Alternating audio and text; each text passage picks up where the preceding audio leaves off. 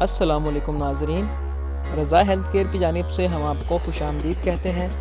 آج کی ہماری اس اہم، مفید اور معلوماتی ویڈیو میں ہم آپ کو اسپغول کے چند انتہائی مفید اور کارآمد فوائد بتائیں گے جن سے آپ بالکل بھی واقف نہیں ہوں گے۔ اسپغول کا استعمال عام طور پر پیٹ کے امراض کو دور کرنے کے لیے کیا جاتا ہے، اور یہ ایک ایسی غذا یا دوا ہے جسے لوگ بلا جھجک استعمال کرتے ہیں، لیکن بہت کم لوگ اس بات سے واقف ہیں کہ اسپغول کو پیٹ کے امراض کے علاوہ بھی کئی بیماریوں کے لیے استعمال کیا جاتا ہے۔ اسپغول کا نام فارسی کے دو لفظوں یعنی کان گویا غول یعنی گھوڑا اور دوسرا اسپ مل کر بنا ہے۔ ایک لفظ گھوڑے کا کان یعنی اس دوا کی شکل گھوڑے کے کان سے ملتی ہے۔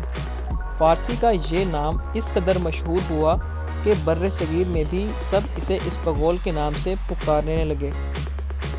اسپغول کا پودا 1 گز بلند ہوتا ہے اور ٹہنیاں باریک ہوتی ہیں، سرخ رنگ اور سفیدی مائل چھوٹے بیج ہوتے ہیں جسے اسپغول کہتے ہیں۔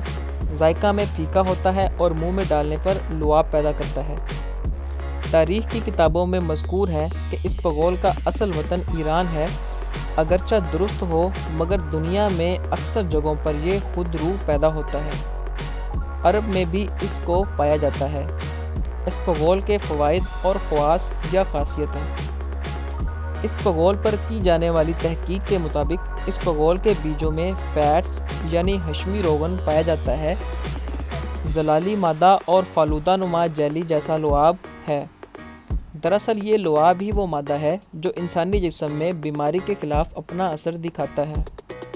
اس لعاب کی ایک حیرت انگیز مثال یہ ہے کہ انسانی جسم میں 24 گھنٹے تیزاب یعنی ہائیڈروکلورک ایسڈ جیسے تیز اثر تیزاب میں رہنے کے باوجود اسپغول کے لعاب کا برائے نام حصہ ہضم ہوتا ہے اور تمام ہضم کے عمل کے درجات کو طے کرتا ہوا بڑی آنت میں موجود جراثیم پر اثر انداز ہوتا ہے اور ان کو کولونائزیشن کر کے منجمد کر دیتا ہے۔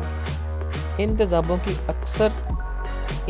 کی اثر انگیزی اس پر کچھ اثر نہیں کرتی اور پھر آگے جا کر یہ لعاب سینسیلس کولائی، سیسیلس فلیکسنر جیلی ان جراثیموں مثلاً میپسیلس شیگا اور سیسی کرکولرا بھی اس پر اثر انداز نہیں ہو سکتے۔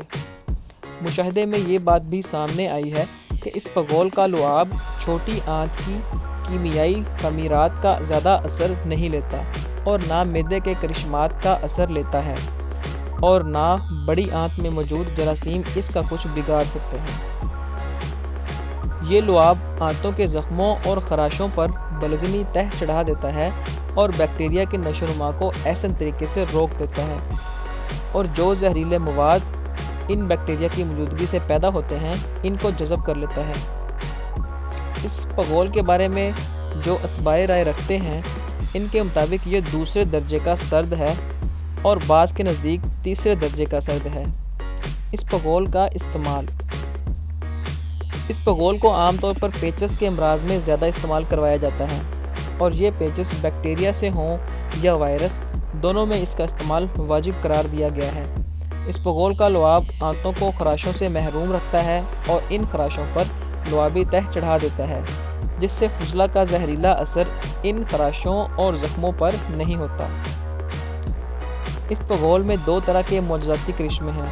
اگر مریض کو قبض ہو تو کھولتا ہے، اور اگر پیچس ہو تو اس کا تدارک کرتا ہے، یعنی دونوں صورتوں میں مستعمل ہے۔ اس لیے انسان کو اس بات کا علم ضرور ہونا چاہیے کہ کب اسپغول استعمال کرنا چاہیے اور کب اسپغول کا چھلکا استعمال کرنا چاہیے۔ دیگر فوائد۔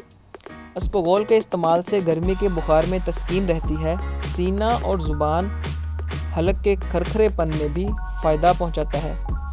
سرکہ اور گل روغن کو باہم ملا کر اور اسپغول کے لعاب کے ساتھ استعمال سر درد کے لیے مفید ہے۔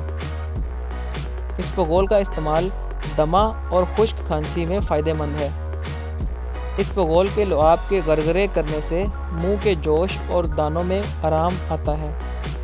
تخم بیل گری۔ سخت اور خون کی آمیزش والے پیچس میں تخم ریحان، بالنگو، اسپغول کو برابر وزن لے کر استعمال کرنا فوری تدارک کا باعث بنتا ہے۔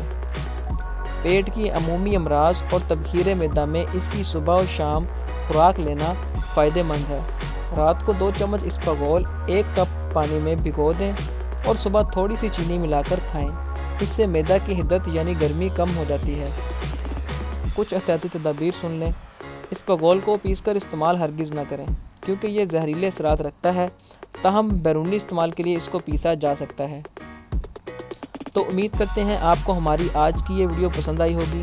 اگر آپ کو ہماری آج کی یہ ویڈیو پسند آئی تو ہمارے اس چینل کو سبسکرائب کرنا بالکل مت بھولیں۔ تو ملتے ہیں اگلی ایک اور اہم، مفید اور معلوماتی ویڈیو کے ساتھ۔ اپنا بہت سا خیال رکھیے گا۔ اللہ حافظ۔